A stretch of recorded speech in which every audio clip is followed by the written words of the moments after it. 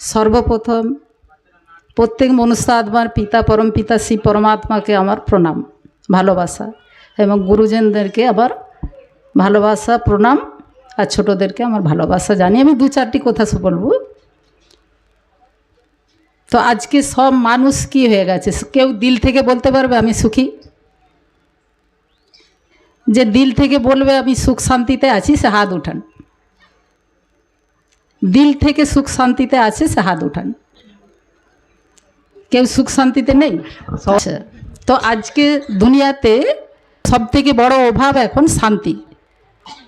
তো আমরা শান্তির জন্য, মানুষ বিপদে পড়লেই শান্তির জন্য এখান ওখান দৌড়ে বেড়ায়। তো শান্তি মিলে কি? মিলেছে? কেউ আজ পর্যন্ত বলুক যে আমার মিলে গেছে, তাহলে আমরা সেইখানে দৌড়াবো। যেমন যে দোকান, সেই দোকানে সেই জিনিসই পাওয়া যায়। সোনার দোকানে গিয়ে আমরা লোহা খুঁজলে পাবো না, বা যে দোকানে সেই জিনিসটাই পাবো। তো আজকে শান্তির দোকান কোথায় আছে? কেউ কেউ যদি পেয়ে থাকেন যে সেই দোকান এখানে আছেন, তারা হাত উঠান। আমি হাত উঠাবো, আমি জানি। আচ্ছা, তো সব থেকে যিনি শান্তির সাগর একজনই, যাকে আমরা বিপদে পড়লে সবাই ডাকি, তাকে কেউ কেউ যে যেমন ভাবেই হোক, কেউ ঈশ্বর, কেউ গড, কেউ আল্লাহ, যে যেমন ভাবে তাকে ডাকে। তিনি ঈশ্বর, প্রত্যেক মনুষ্য আত্মার তিনি পিতা, পরম পিতা শিব পরমাত্মা। তিনি এখন সৃষ্টিতে এসে তার পরিচয় দিচ্ছে। যেমন স্কুল কলেজে পড়াশোনা হয়, তো আমাদের এই সংস্থার নাম হচ্ছে প্রজাপিতা ব্রহ্মাকুমারী ঈশ্বরীয় বিশ্ববিদ্যালয়। তো এইখানে পড়াশোনা, বিশ্ববিদ্যালয় মানে স্কুল কলেজের থেকে উঁচু উঁচু পড়াই পড়ানো হয় এখানে।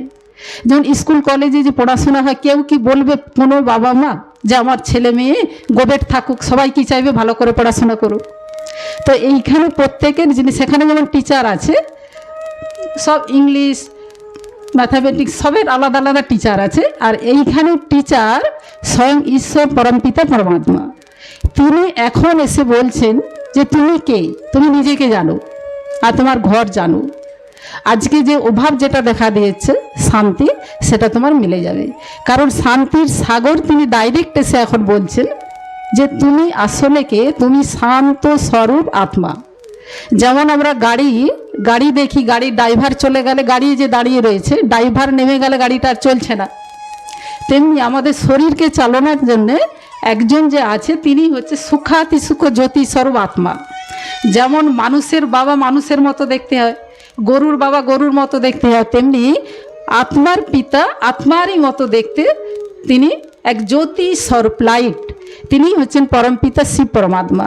তিনি এখন সৃষ্টিতে এসে, তিনি শান্তির সাগর, তিনি সৃষ্টিতে এসে তিনি বলছেন যে কিভাবে শান্তি পাওয়া যায়। যখন আমি নিজেকে জানবো যে আমি শান্ত স্বরূপ আত্মা, আর সেই স্বরূপে স্থিত হয়ে যখন আমি তার সঙ্গে কানেকশান লাগাবো, অটোমেটিক আমাদের যেটা অভাব দেখা দিচ্ছে ওটা মিলবে। তো এখন আমরা ডিটেলসে বলতে গেলে তো অনেক টাইম লাগবে, দিদিরা আছে বহুত বলবে। তো সেইটা জানার জন্য এই হচ্ছে সব থেকে বড় উঁচু কলেজ। তো এইখানে সবাইকে আসা উচিত, কারণ এর পরে যে অবস্থা আসছে, চারিদিকে দুঃখ অশান্তি ছেয়ে যাবে, তখন মানুষ কোথায় দৌড়াবে? এখনও আমরা এখান ওখান দৌড়ে বেড়াচ্ছি। তো যখন সেই সময় আর থাকবে না, তখন আমরা কোথায় যাব? তো আগে থেকে সেই পরিচয় দেওয়ার জন্যে আমাদের এই যে চারিদিকে যে আমাদের এই প্রোগ্রাম হচ্ছে, ঝান্ডা তোলার প্রোগ্রাম, তো উনি যে বললেন যে শিবরাত্রি সম্বন্ধে, তো শিব বাবা কি করছেন, কেন তিনি সৃষ্টিতে এখন এসছেন, তো আজকে চারিদিকে যে প্রোগ্রাম হচ্ছে, এই প্রোগ্রামের উদ্দেশ্য একটাই, যে সবাই ঈশ্বরকে চিনুক, জানুক, আর তার সাথে সম্বন্ধ স্থাপন করুক। যেমন দুনিয়াতে কোনো কারো প্রপার্টি আছে, তার হয়তো ছেলেপুলে নেই, তো কাউকে না কাউকে সে প্রপার্টি দেবে। আর যার আছে, ছেলেপুলে আছে, তার প্রপার্টি তাকেই দেবে। তো আমরা যদি কাউকে রাস্তা দিয়ে, বৃদ্ধ যাচ্ছে বয়স্ক, আমি যদি তাকে বাবা বলি, সে তার ছেলেকে না দিয়ে আমাকে কি তার প্রপার্টি দিয়ে দেবে? দেবে না।